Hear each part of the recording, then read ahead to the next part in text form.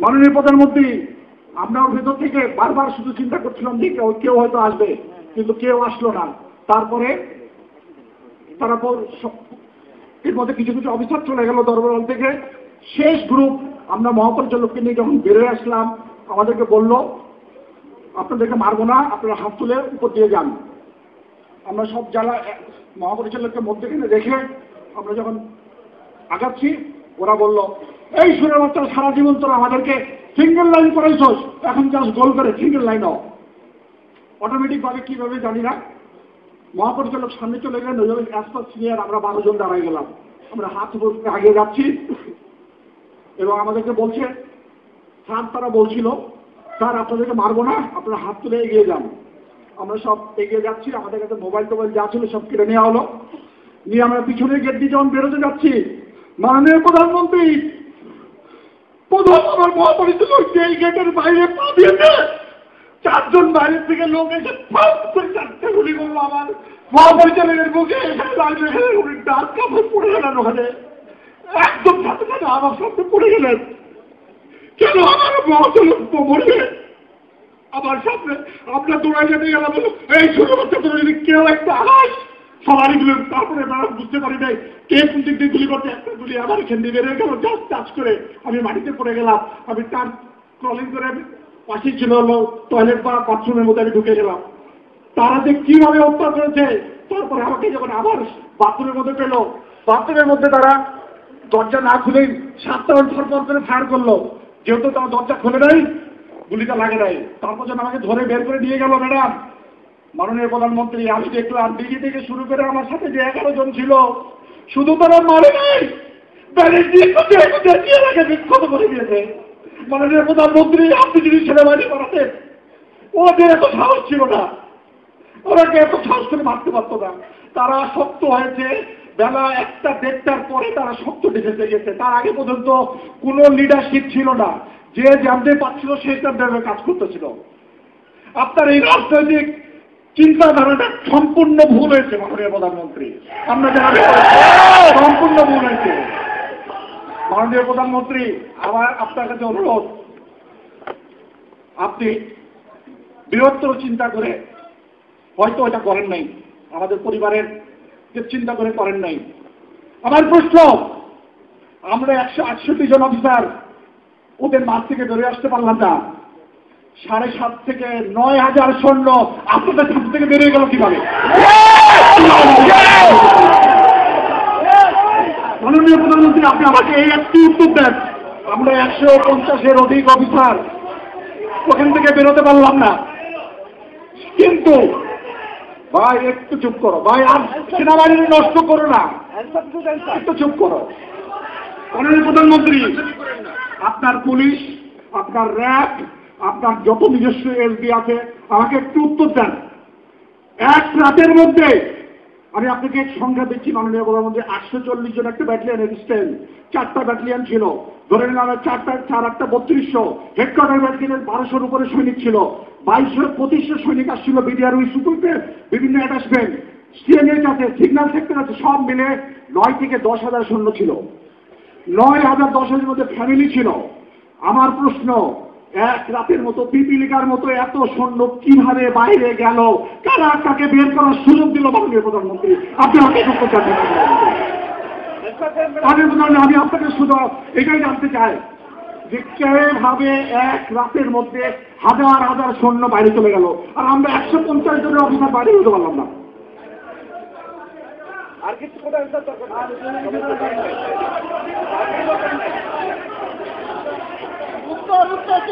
মাননীয় প্রধানমন্ত্রী, আপনার ধীর স্থির সিদ্ধান্তের কারণে আমাদের ট্যালেন্টেড অফিসারগুলো মারা গেল। মানুষ মুরগিকে ওভাবে মারে না, ওইভাবে জবাই করে না, তারা যেভাবে মেরেছে। মাননীয় প্রধানমন্ত্রী, আমি একদম সাক্ষী, অনেকেই আছে সাক্ষী, এর মধ্যে আমি একজন, আমি দেখেছি। আল্লাহ কেন আমাকে বাঁচাচ্ছে আমি জানি না, হয়তো এই কথাগুলো বলার জন্য আল্লাহ আমাকে বাঁচায় রাখছে। সবাই বলে বলতেই পারতো না কেন মানলো বন্ধু তারা, কিন্তু আপনারা কিছু বললেন না। আমার এত সেনাবাহিনী, এনডিসি, পিএসসি, আরসিবিএস,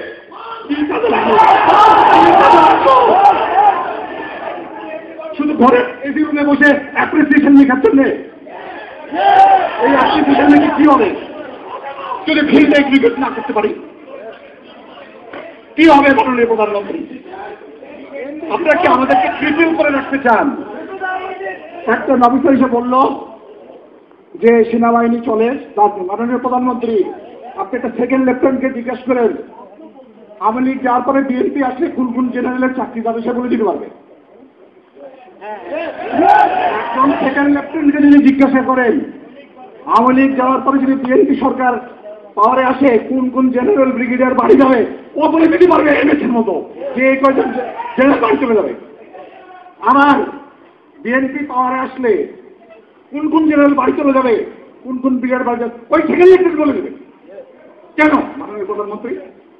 কেন এই জেনারেলরা প্রমোশন বোর্ডে বসে যাদেরকে আনফিট করেছে প্রমোশন 2 বছরের মধ্যে লেফটেন্যান্ট থেকে ফুল কর্নেল থেকে ব্রিগেডিয়ার করে দিল।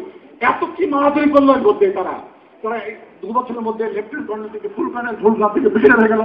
এনারা এই 4-5 বছর তাদের প্রমোশন দেন নাই। কিভাবে দিলেন? কারণ এটা পলিটিক্সের জন্য। আপনাদের পলিটিক্সের জন্য দেওয়া হয়নি। আপনি ডিডিএফআই বানিয়েছেন, ডিডিএফআই এক ব্ল্যাক লিস্ট নিয়ে আসে। Not clear, not clear, not clear কি স্যার? আমরা দেশের জন্য কাজ করতেছি। নট ক্লিয়ার কি? নট ক্লিয়ার কি? মাননীয় বললাম প্লিজ, আমি তোমাদের কথা সব বলতেছি।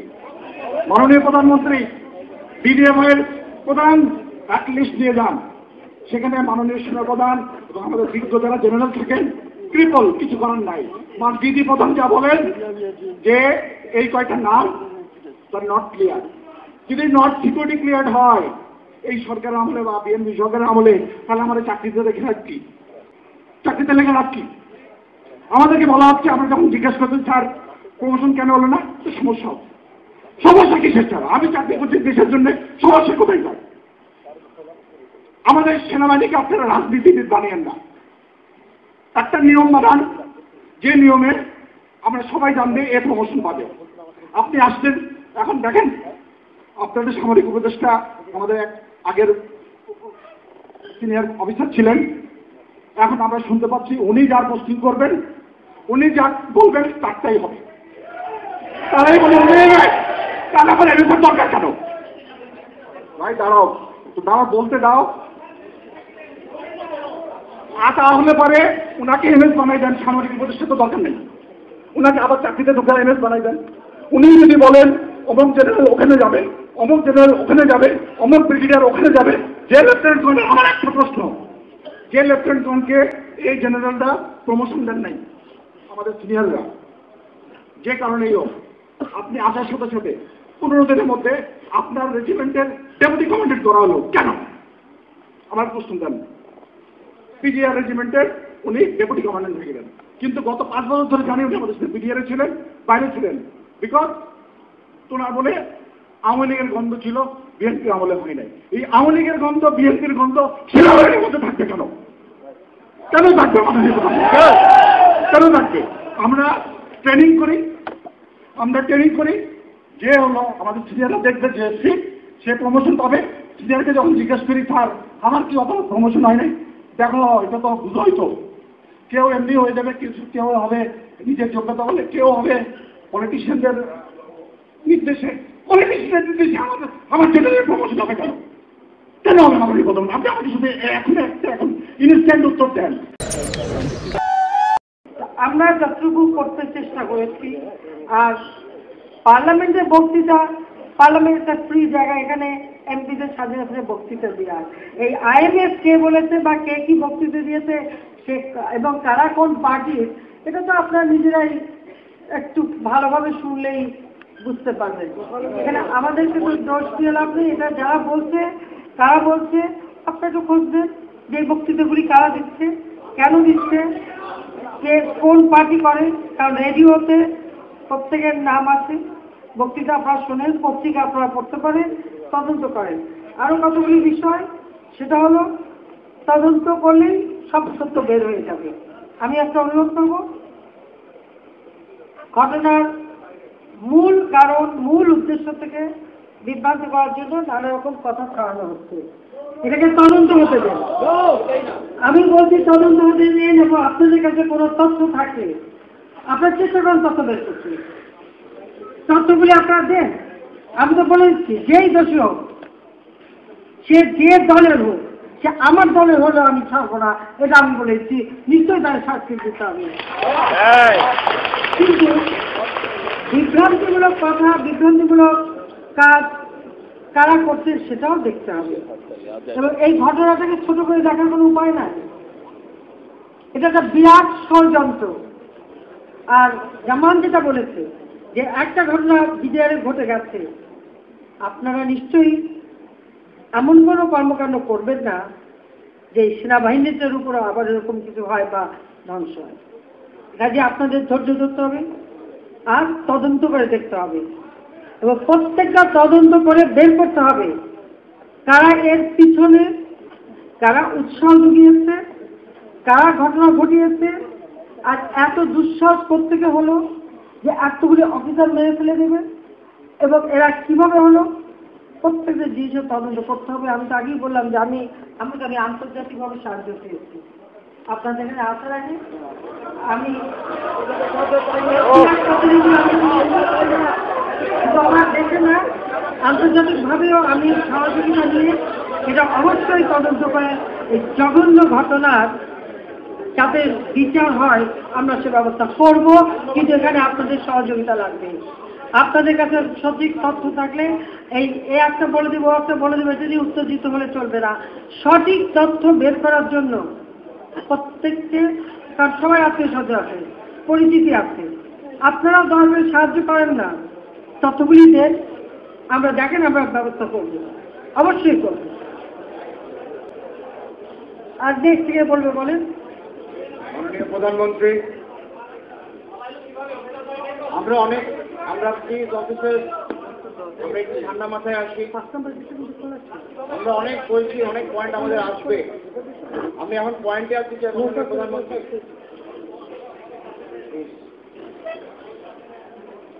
আমাদের অনেক পয়েন্ট আছে, অনেক। আমরা যদি এরকম ভাবে অন্যদিকে চলে যাই তাহলে আমাদের পয়েন্টগুলি আজকে আপনার কাছে আমরা উপস্থাপন করতে পারবো না।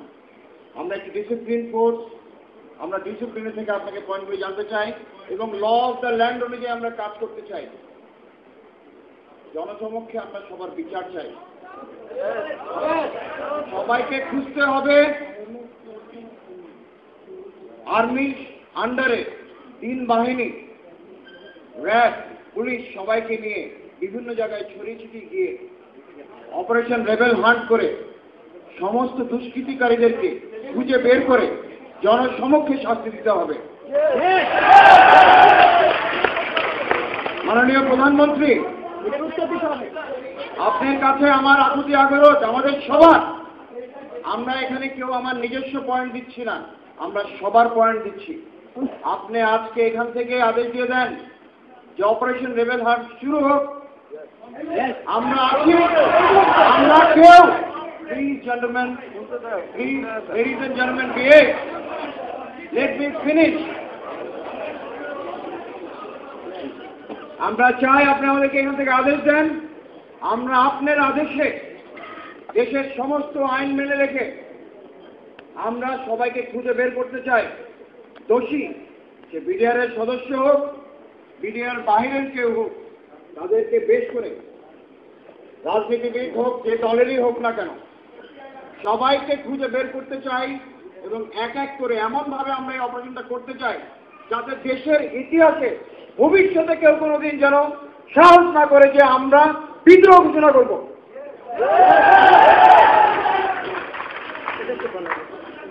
মাননীয় প্রধানমন্ত্রী, আমি আপনার উত্তরের জন্য অপেক্ষা করছি আমরা সবাই। দেখুন, ইতিমধ্যে কিন্তু আমরা এই ব্যাপারে পদক্ষেপ নিয়েছি। মাননীয় প্রধানমন্ত্রী, আমাদের সকল অফিসারদের আপনার কাছে একটাই আকুতি আরজ যে আমরা আজকে আপনার কাছ থেকে এখান থেকে এক্সপ্লিসিট অর্ডার চাচ্ছি না। অ্যাজ এ ডিফেন্স মিনিস্টার আপনি আমাদের মা। ডিফেন্সের সবকিছু একটা নিয়ম থাকে। আমরা 24 ঘন্টার সময় দিয়েছি তাদেরকে সারেন্ডার করতে। এই 24 ঘন্টা পার হওয়ার সাথে সাথেই তাদের বিরুদ্ধে তাদের অভিযান শুরু হয়ে যাবে। কাজে এটা কিন্তু সঙ্গে সঙ্গে এটা সময়টা দিতে হয়। আপনারা ডিসিপ্লিন করছে, এটা মনে রাখতে হবে। 24 ঘন্টার সময় দেওয়া হয়েছে, সমস্ত রেডিও টেলিভিশনে অ্যানাউন্স করে দেওয়া হয়েছে যে প্রত্যেকে যারা পালিয়ে গেছে তারা এসে সারেন্ডার করবে। আর 24 ঘন্টা পার হবার পরেই কিন্তু তাদের বিরুদ্ধে সার্চ করা শুরু হয়ে যাবে। আবার এটা সঙ্গে সঙ্গে যাবে। সেনাবাহিনী প্রধান আছে, বিমান বাহিনী প্রধান আছে, নৌবাহিনী প্রধান আছে, তাদেরকে নিয়ে বসে এটা অফিসিয়াল অর্ডার আমরা করে দেবো। মাননীয় প্রধানমন্ত্রী, আপনাকে ধন্যবাদ যে আপনি আমাদের কথাটা বুঝতে পেরেছেন। বাট আমাদের রিকোয়ারমেন্ট মাননীয় প্রধানমন্ত্রী, আমরা যা চেয়েছি সেটা হচ্ছে আমরা অতি শীঘ্র অতি শীঘ্র বলতে মাননীয় প্রধানমন্ত্রী আমরা আজকের থেকে আদেশ চাচ্ছি যে আমরা নেমে যেতে চাই। আমরা যুদ্ধ করি, যুদ্ধে আমাদের প্রথম দরকার হচ্ছে কি ইন্টেলিজেন্স কি। আমরা জানি না এত বড় একটা ঘটনা ঘটে গেল, আমাদের এসপি, এনএসআই, ডিজিএফআই সবাই আমরা আমাদের সবার পিছনে প্রত্যেকের সম্বন্ধে বিশাল মোটা মোটা ফাইল আছে, সমস্ত ধরনের খোঁজ খবর নেওয়া হয়। এত বড় একটা ঘটনা ঘটে গেল, এই তারা কেউ জানলো না, তাহলে কি তারা ওখানে ঠিক মতো তাদের কাজ করছে নাকি তারা জানিয়েছে সেটার কোনো প্রতিকার হয়নি। মাননীয় প্রধানমন্ত্রী, আপনার কাছে আমাদের আরজ, যদি হয়ে বলে থাকে তাহলে কেন কাজ হয়নি, আর যদি বলে না থাকে তাহলে তাদেরকে দায়ী করে দোষী করা হোক। একই সাথে মাননীয় প্রধানমন্ত্রী, আপনি দেখছেন সবারই মনে ক্ষোভ, আপনি হলো অনেক স্বজন হারান আপনার ব্যথা আপনার ভিতরে আছে। আমি একমাত্র সাক্ষী মাননীয় প্রধানমন্ত্রী, যখন আপনার সাথে মহাপরিচালক কথা বলে হাইকোর্ট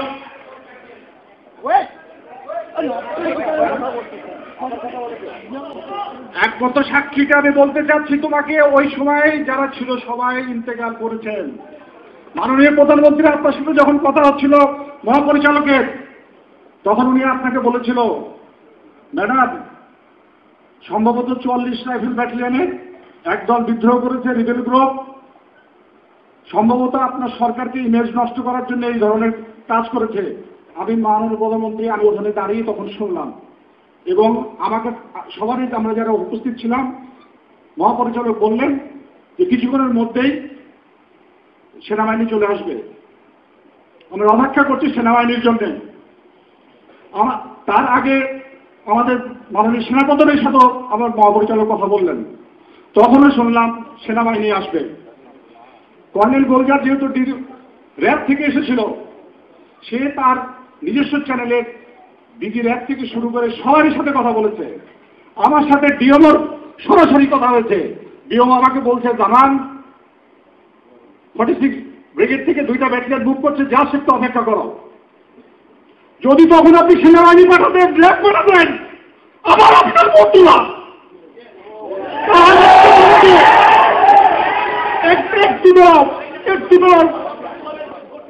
তারা দরবারভাবে ঢুকেছে আধা ঘন্টা পরে, এবং তারা কিলিং শুরু করেছে 11:30 থেকে 11টার পরে। তার আগে কাউকে মানে নাই। কিন্তু যদি র্যাব সেনাবাহিনী এই একের থেকে এইটুকু যদি 1 ঘন্টার মধ্যে ঢুকতে না পারে, সেই সেনাবাহিনী আমাদের দরকার নাই, দরকার নেই আমাদের। আমরা অসহায়ের মতো ওখানে বসে আছি, সবাইকে বলা হচ্ছে, সবাই আমাকে বলছে আসছে আসছে, কেউ আসলো না। মাননীয় প্রধানমন্ত্রী, মাত্র প্রথম দিকে 20 থেকে 30 জন সৈনিক হচ্ছে রাইফেল নিয়ে চারিদিকে ঘেরা ছিল। ওদের কাছে লাইভ অ্যামুনিশন ছিল না, ব্ল্যাক অ্যামুনিশন দিয়ে ফায়ার করছিল। 10 থেকে 15 মিনিট পরে কোপ ভেঙে তারা লাইভ অ্যামুনিশন দিয়ে আমাদের সামনে লোড করে তারপরে ফায়ার করা শুরু করেছে ভেতরের দিকে। তবুও তারা সাহস করে, আমরা নিরস্ত্র ছিলাম, তাও সাহস করে তারা ভেতরে ঢোকে নাই, বাইরে থেকেই ফায়ার করছিল মাননীয় প্রধানমন্ত্রী। কিন্তু আমি জানি না কেন আপনার মধ্যে কে বুদ্ধি দিল আপনার সংসদে এটা রাজনীতিকভাবে সংশোধন করতে হবে, কেন বিদ্রোহের ঘোষণা বিদ্রোহই করতে হবে, কিন্তু এটা করলেন না। রাজনীতি সব জায়গায় চলে না মাননীয় প্রধানমন্ত্রী, রাজনীতি পাওয়ার যদি ইচ্ছা আমার সেনাবাহিনী প্রধান আমাদের একটা ট্রেন পাঠাতো, অথবা একটা যদি আমাদের কমান্ডো বাহিনী একটা ল্যাটারও যদি যেত, ওরা পিপিলিকের মতো পাঠিয়ে যেত, কিন্তু কেউ গেল না। অসহায়ের মতো আমার অফিসারগুলো সব মেরে ফেললো, সব মেরে ফেললো। আপনি কিছু করতে পারলেন না, কিছু করতে পারলেন না। মাননীয় প্রধানমন্ত্রী, আপনি যদি সর্বোচ্চ আসনে থেকে কাউকে যদি সাহায্য না করতে পারেন, তাহলে আমাদের ইংলিশ সিস্টেমের দরকার কেন?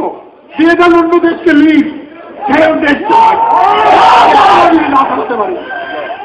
মাননীয় প্রধানমন্ত্রী, আপনি যদি আমাদের ইউনিফর্ম দিয়েছেন, শপথ নিয়েছি আমরা, জলের চলে আকাশে যখনই আদেশ করা হয়েছে গেছি। আমরা ইচ্ছা করে বিডিআরে যাই নাই, আমাদের ডেপুটেশনে পাঠানো হয়েছে প্রশাসনের নির্দেশে আমরা গিয়েছি। তাদের একটি আক্রোশ ছিল, সেনাবাহিনী, তোরা সেনাবাহিনীর অফিসার তোদেরকে সবাইকে মারবো। এই সেনাবাহিনীর অফিসারের বিদ্বেষ কারা ঢুকেছে? আপনার রাজনীতিবিদরা। তারা সংসদে বলে IMF কে দেখে কি হচ্ছে, IMF ইয়াজউদ্দিন, মঈনুদ্দিন, ফখরুদ্দিন, আরে ওই সময় তিনজন যদি না থাকতো তাহলে এই দেশের কি হতো? আপনার সংসদ সদস্যরা এই কথা সংসদে বলে।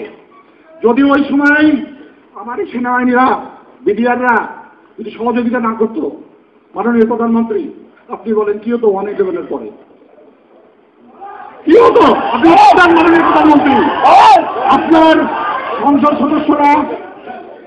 সংসদ সদস্যরা আমরা টিভিতে দেখছি যত বিদ্বেষ সেনাবাহিনীর অফিসারের উপরে। আমরা কি দোষ করেছি? আপনি কি সুযোগ সুবিধা দিয়েছেন আমাদের সেনাবাহিনীকে? একটা একটা করে বলেন আমাদের সামনে যে আমরা তোমাদেরকে এই দিয়েছি, তোমাদের সুযোগ সুবিধা। মাননীয় প্রধানমন্ত্রী আমাদের একটা উত্তর দেন, আপনি কি এমন আমাদের সুযোগ সুবিধা দিচ্ছেন যাতে আপনাদের সংসদ সদস্যদের এত অন্তর্জালা সেনাবাহিনীর উপরে? কেন বলেন মাননীয় প্রধানমন্ত্রী? কেন সংসদে শুনতে হবে? আমরা কি পরদেশ থেকে এসেছি মাননীয় প্রধানমন্ত্রী? আমরা কি ভাই, তোমরা একটু চুপ করো, একটু চুপ করো, একটু চুপ করো। মাননীয় প্রধানমন্ত্রী যেভাবে তারা অফিসারকে মারল, আপনার সাথে শেষ যখন কথার পরে মহাপরিচালক সেনাপ্রধানের সাথে কথা হলো, ডিজি র্যাবের সাথে কথা হলো, ডিএমও যখন আমার সাথে কথা বললো, আমি আমার টেলিফোনটা ডিওটিকে দিলাম, অপেক্ষা করছি কেউ হয়তো আসবে। এর পরবর্তীতে তারা বিভিন্ন যে টাট্টুসর মাননীয় প্রধান, আমি আরেকটু ক্লিয়ার করে দিই যে 22 এবং 26 তারিখে আসার ব্যাপারটা। মাননীয় প্রধানমন্ত্রী, আপনার পাশে যে স্টাফ থাকে তারা আপনাকে জানায় না। আপনি খোঁজ দিয়ে রাখেন, 22 তারিখে ইনফর্ম করা হয়েছে যে আপনি 26 তারিখের ডিনারে আসবেন না, আপনার স্টাফরা। তখন বলতে আমরা জানি আপনি 26 তারিখে আসবেন, আপনার স্টাফরা জানিয়েছে 22 তারিখে। আমি ওখানকার একজন অফিসার, আমরা জানি আপনি 26 তারিখে আসবেন কি আসবেন না, ফাইনাল নির্দেশ দেওয়া হয় নাই।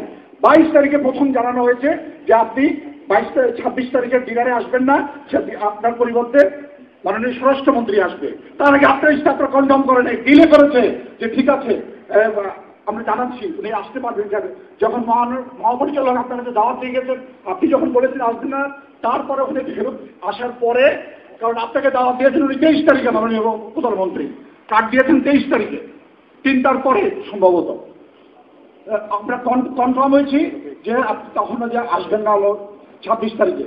এবং আমি আপনাকে বলছি মাননীয় প্রধানমন্ত্রী, আমি 2 বছরের বেশি পিলখানায় চাকরি করছি। যারা রিবেল করেছে এরা কিছু সংখ্যক সৈনিক ঢাকা সেক্টরের পরে মিলেছে।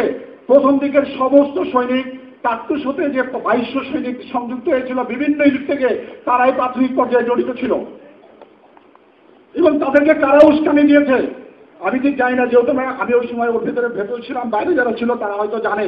কিন্তু আমি বলছি মাননীয় প্রধানমন্ত্রী, আমি ওখান থেকে শুনেছি নিউ মার্কেটের গেটে রীতিমতো সিভিল জনতা মিছিল করেছে, আমরা ওখান থেকে শুনতে পারতেছি। বলে বলতেছে জনগণ আমাদের সাথে হাত মিলিয়েছে, মাইকে ঘোষণা করতেছে আপনারা চিন্তা করেন না, জনগণ আছে আমাদের সাথে, আপনারা আপনাদের মনোবল ইয়ে করেন। এইভাবে মাইকের ভেতরে বারবার ঘোষণা করা হচ্ছিল। এই সিভিল কারা যাদের এত বড় সেনাবাহিনীর প্রতি তাদের এত বিদ্বেষ, এটা বের করতে হবে মাননীয় প্রধানমন্ত্রী। কারা এরা? কোন গ্রুপ? এখন আমার সেনাবাহিনীকে ধ্বংস করার জন্য আবার এক ষড়যন্ত্র শুরু করেছে। এরা কারা? মাননীয় প্রধানমন্ত্রী, এটা বের করতে হবে আপনাকে।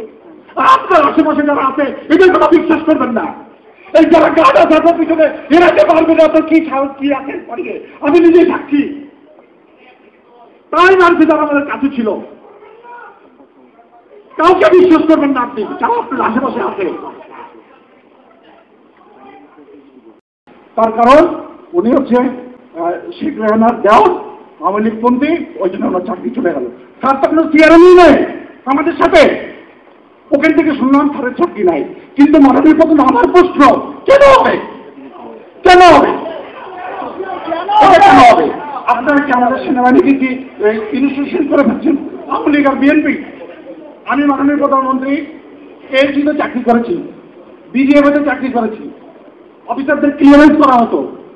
কি অফিসারের মামাতো ভাইয়ের চাচাতো বোনের ছেলে বিএনপি করে, সেজন্য অফিসার নট ক্লিয়ার।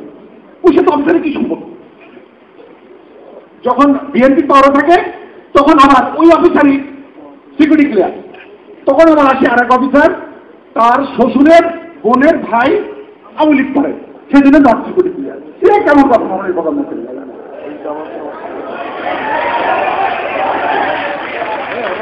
মাননীয় প্রধানমন্ত্রী, এটা হচ্ছে আমার কথা।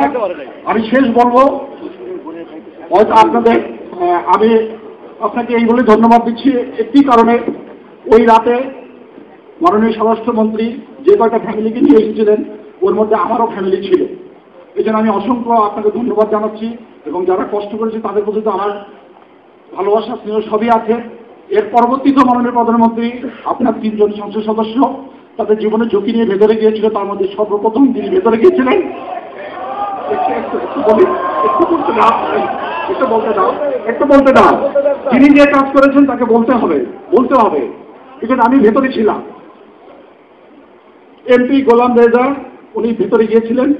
ভেতরে যাওয়ার পরে উনি আমাদের নাম নিয়ে ওনাদের সাথে নেগোসিয়েশন করে ফার্স্ট 10 জন অফিসারকে বের করেছেন। সেই গ্রুপে আমি ছিলাম, যেহেতু আমি পরে অ্যারেস্ট হয়ে কোটাঘাটে এসেছিলাম, বাট আমি বেরোনোর সময় ওই গ্রুপের সাথে বেরিয়েছিলাম।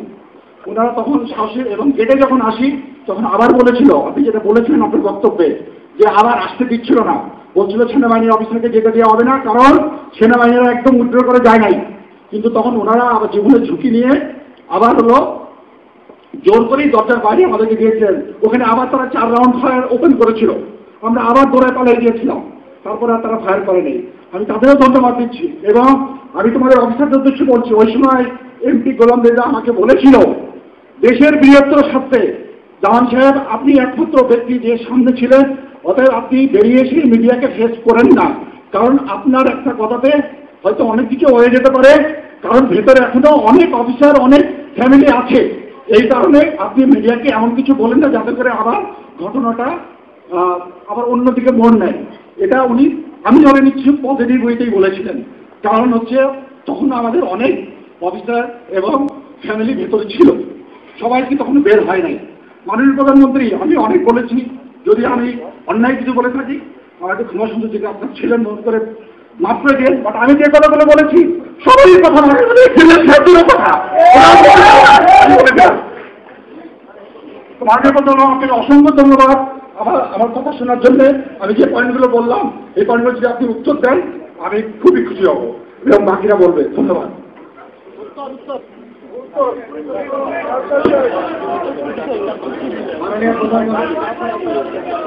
মাননীয় প্রধানমন্ত্রী, আমি লেফটেন্যান্ট কর্নেল শাহিদ। মাননীয় প্রধানমন্ত্রী, আমি আমার পয়েন্ট বলার আগে সোফার আমরা অনেকগুলি প্রশ্ন শুনেছি, আমাদের যে আগের বক্তারা অনেক প্রশ্ন করেছেন। এই প্রশ্নের উত্তর শোনার পরে আমি আমার প্রশ্ন করব। আমি বাকি সকল অফিসারদেরকে বলছি, প্লিজ আপনার ধৈর্য ধরে অপেক্ষা করুন। পয়েন্ট বললেই খালি পয়েন্ট হয় না, কথার মধ্যে কিন্তু অনেক প্রশ্ন করা হয়েছে। সো আমাদেরকে ওই প্রশ্নের উত্তর পেতে দেন মাননীয় প্রধানমন্ত্রী। একটা কথা হচ্ছে যে সেনাবাহিনী ডিপ্লয়ের ব্যাপারে, এটা যে ডিপ্লয় করা হয়নি এটা কিন্তু ঠিক না। ঘটনা যখনই খবর পাওয়া গেছে সঙ্গে সঙ্গে আমাকে আমার সামরিক উপদেষ্টা ফোন করে জানালো যে এই অবস্থা, কাজে আর্মি কল করা হচ্ছে। আমি জেনারেল মহিনের সাথে কথা বললাম, উনি ওকে ফোন করলেন, আমরা যে ইমিডিয়েটলি সেনাবাহিনী পাঠাও। সঙ্গে সঙ্গে আমি কথাও বললাম যে সেনাবাহিনী আসতে কত সময় লাগবে। যদি বেশি সময় লাগে তাহলে ইমিডিয়েটলি বিমান বাহিনীকে বলো হেলিকপ্টার উড়ান, যাতে ওরা ভয় পায় এবং আর কোনো অঘটন না ঘটায়। কাজে আমরা যে শুধু রাজনৈতিকভাবে করছি কথাটা কিন্তু ঠিক না, আর একক রাজনৈতিকভাবে হয় না। এখানে একটা ঘটনা ঘটে যাচ্ছে সামরিক বাহিনী সংসারে, এবং সেখানে সেনাবাহিনী পৌঁছতেও তো সময় লেগেছে, প্রায় 12টার দিকে, 12:15 দিকে কিন্তু ওখানে পৌঁছায়, এবং সেনাবাহিনীর বিডিআরের গুলিতে কিন্তু একটা সৈনিক মারাও যায়, এটাও আপনাদের জানা উচিত। 2 জন আহত হয়, একজনের মাথায় গুলি, এখনো খুব খারাপ অবস্থা। কাজে সেনাবাহিনী উদ্ধারে যায় নাই এ কথা কিন্তু ঠিক না। আপনাদের উদ্ধার করতে যে একজন মারাও গেছে, এটাও আপনাদের মনে রাখবেন।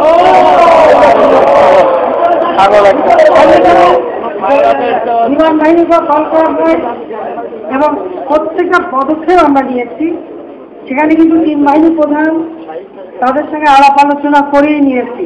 কাজে এই কথাগুলি যারা বলছে এটা একদম বিভ্রান্তিমূলক।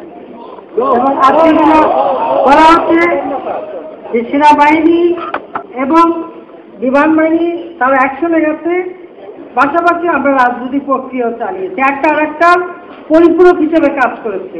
কারণ ওখানে যদি সেনাবাহিনী উপস্থিতি না থাকতো তাহলে আমরা যে রাজনৈতিক প্রক্রিয়া যেটুকু করছে ওটাও কিন্তু কার্যকর হতো না, ওরা এত তাদের সামনা করতো না, বা ওদের যত সৈন্যের কথা বলছে না, যত গোলাবারুদ এত তাদের ওরা আরো ক্যাজুয়ালিটি হতো, আরো মানুষ মারা যেত।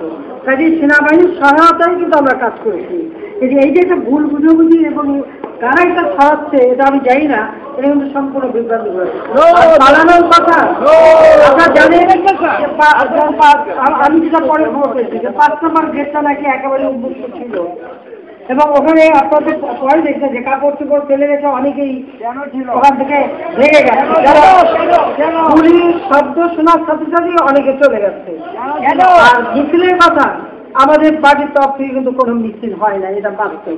এবং যখনই আমি মিছিল হবে সঙ্গে সঙ্গে পুলিশকে বলছি যে দেখি আপনারা কেন লোক গেটের কাছে আসতে দিচ্ছেন, কিন্তু সঙ্গে সঙ্গে তার মধ্যে ব্যবস্থা হচ্ছে। এবং কারা মিছিল করেছে আমি আপনাদের অনুরোধ করবো, এগুলি তো টেলিভিশনের ছবি এসেছে, আপনারা নিজেরা একটু দেখেন না তারা কারা, আপনারা নিজেরাই দেখেন, তাহলেই আপনাদের জবাব পেয়ে যাবে। আর বিষয়গুলি নিয়ে সেন্টিমেন্টাল হওয়ার ব্যাপার না, এটা হচ্ছে তদন্তের ব্যাপার। অনেক অভিযোগ যেখানে আমরা দিন রাত না খেয়ে না ঘুমিয়ে কিভাবে উদ্ধার করব, কিভাবে আপনাদের বাঁচানোর চেষ্টা করেছি, সেখানে হ্যাঁ আপনাদের ক্ষোভ আছে, মনে হচ্ছে ওখানে আর্মি গেলেই সব বেঁচে যেত, এবং বেঁচে যেত না, ক্যাজুয়ালিটি আরো বাড়তো এবং উভয় পক্ষে বাড়তো, সেটা তো যদি ওইভাবে যেত তখন আপনারা বুঝতেন। কিন্তু আমরা যে অক্ষতভাবে এই যে আপনাদেরকে বের করতে পেরেছি, ফ্যামিলিগুলি বের করতে পেরেছি, এটাও তো কম কথা না। এই ফ্যামিলিগুলিকে তো আমরা মেরে ফেলে দিত, এবং আপনারা নিজেই জানেন যে ভিতর থেকে অনেকে এসএমএস করছে যে আমাদের ফ্যামিলিকে মেরে ফেলে দিল। আপনার বিকালে একটা ডিনারে যাওয়ার কথা ছিল, 24 তারিখে আপনি গিয়েছিলেন, এই 26 তারিখের ডিনারে আপনি যান নাই, এবং 22 তারিখে এটা জানানো হয়েছে। এটার মধ্যে কিন্তু অনেক দ্বন্দ্ব আছে। আপনাকে কেন 22 তারিখেই বলে দেওয়া হলো যে আপনি ওখানে যান না? না তো এরকম বলে তো এটা হয়েছে ম্যাডাম। 26 তারিখে কি আপনাদের কাছে অনেক ভুল তথ্য আছে। আমরা কেবল সরকার গঠন করছি, এত ব্যস্ত। আমি আনসারের যে ডিনার, তখন আমি বলছি যে আমি ডিনারে আসতে পারবো না, কারণ অনেক সময় নষ্ট হয়। আবার ডিডিআরে শাকিল যখন এসে আমাকে দাওয়াত দিয়ে গেছে, তখন আমি বলছি ভাই আমি তো ডিনারে যেতে পারবো না, আমি শুধু প্যারেডে যাবো। এটা তো বিজে পরিচালক সে নিজেই জানতো, তাকেই আমি আগেই জানাই দিচ্ছিলাম। ও আমাকে বারবার ইনসিস্ট করছিল যে আমরা চারটে শো করবো, আপনি আসেন। আমরা দেখো এবার আমার অনেক কাজ, এত ফাইল জমে থাকে, আমি যেতে পারবো। তো বউ আগে থেকে তাকে জানানো ম্যাডাম, আপনার এই ভুল তথ্য এত ভুল তথ্য পেয়ে যায়। ম্যাডাম ভুল হতে পারে। আপনি চারটুশোর কথা বললেন, চারটুশোতে যারা এসেছিল বাইরে থেকে, তারাই কিন্তু এই তোর লেভেলের মধ্যে ছিল। আমাদের সত্য কেন হবে না? আপনি এটা আমি আগেই বলে দিয়েছিলাম যে প্রত্যেক প্রোগ্রামে আমি বাইরে থাকবো, কিন্তু ডিনারগুলিতে যাওয়ার আমার সময় নেই, কারণ কেবল ম্যাডাম পয়েন্ট ম্যাডাম, আপনার সংসদে দাঁড়িয়ে একজন এমপি বলেছে যে আমরা এই সমস্ত মেজর লেফটেন্যান্ট কর্নেল দেখে দেবো, মাননীয় প্রধানমন্ত্রী এই দেখে নেওয়ার নমুনা যদি এটা হয় আপনি বিচার করেন।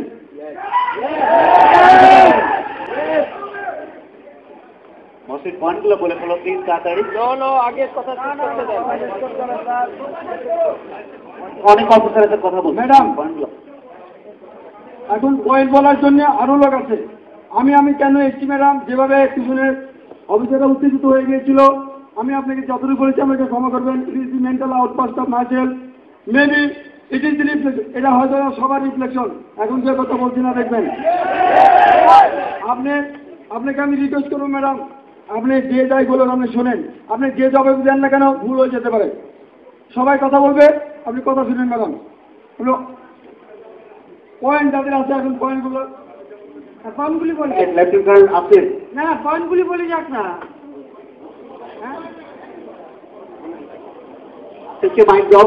পয়েন্টগুলি বলে দিচ্ছি। আমি রিকোয়েস্ট করবো শুধু পয়েন্টগুলো দাও, অনেকে বলতে হবে এবং আমরা শেষ করুন।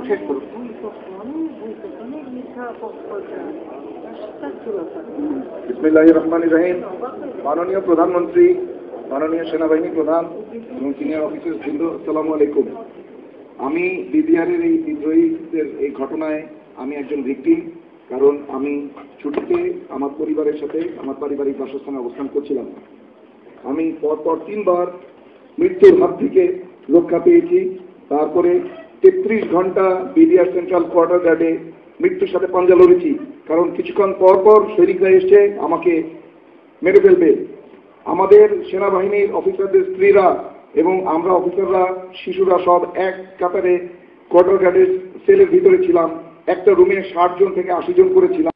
তখন কোয়ার্টার গার্ডের সেল এবং গার্ড রুম মিলিয়ে নারী, শিশু, বৃদ্ধ, আমার বৃদ্ধা মা প্যারালাইসিস 75 বছর বয়স, তিনিও সেখানে ছিলেন। সবাইকে মিলিয়ে ওখানে আটকে রেখেছে। অথচ মাননীয় স্বরাষ্ট্রমন্ত্রী শুধু লোক দেখানো 25টা অস্ত্র জমা নিয়ে তারপরে কিভাবে আমাদেরকে উদ্ধার না করে ফেরত আসলেন, এরা জবাব আমি সবিনয় আপনার কাছে জানতে চাই। মাননীয় প্রধানমন্ত্রী, আমি আরেকটা কথা বলতে চাই।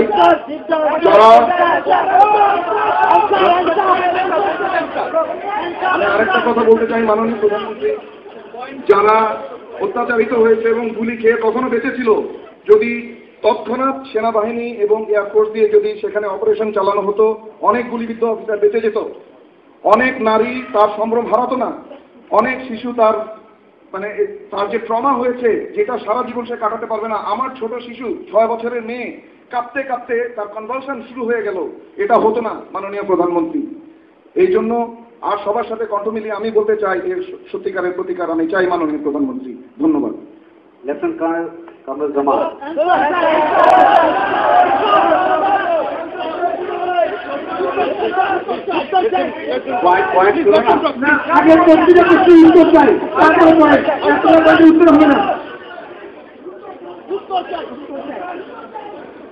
শুনেন, স্বরাষ্ট্র বিডিআর এলাকা কত বিশাল। ওই রাত্রেবেলা তারা কিছু অস্ত্র জমা দেয় এবং স্বরাষ্ট্রমন্ত্রী নিজে গাড়ি করে বাড়িতে যায়। তখনও কোথায় কে আসে সব দিতে যায় না। বিডিআরের ইয়াং অফিসাররা অস্ত্র নিয়ে তার সাথে, যেটা আমি বললাম যে একজন অফিসারকে বাঁচাতে যে তারা গুলি পর্যন্ত করে। স্বরাষ্ট্রমন্ত্রী তাকে এই কথা বলে আশ্বস্ত করে, দেখো তোমরাও সন্তানের মতো, এরা আমার সন্তান, একে তোমরা দিতে পারবে না, আমি যে 2 হাত দিয়ে ধরে তাকে গাড়ির মধ্যে উদ্ধার করে। কিন্তু কোন জায়গায় কোয়ার্টার গার্ড, কত জায়গায়, অত বিশাল জায়গায় একা কেউ যদি দেখা না দেয়, চিনায় না দেয়, যাওয়া তো সম্ভব ছিল না। কিন্তু যতদূর সম্ভব 5টা পর্যন্ত সে ঘুরে ঘুরে যে কটা পরিবার পেয়েছিল উদ্ধার করেছিল। পরের দিন সকালবেলা সে যখন টায়ার্ড হয়ে অসুস্থ হয়ে পড়ে, তখন বেগম মতিয়া চৌধুরীকে আমি 5টার সময় নিয়ে আসি এবং পরের দিন সকালে বেগম মতিয়া চৌধুরী যান, তার যাওয়ার কথা করে উদ্ধার কর্মতে আসে, তখন আবার তারা বন্ধ করে দেয়। এটা তো বাস্তব কথা। যদি সে কয়েকজন উদ্ধার করে চলে আসে, একটা মানুষ তো, আর বিডিআর ক্যাম্পটা কত বিশাল, আর আমাদের তো চেনাও নাই সব জায়গায়। তারপর ওদের লোকরা অস্ত্র নিয়ে তার সাথে সাথে, এবং ওই অফিসারটাকে বের করে আনার পরই তারা খেপে যায়, অফিসারটাকে বের করে আনার পরই খেপে যায় আরো বেশি। কিন্তু আপনারা তো আমি সম্পূর্ণ ভুল বুঝে বসে আছি,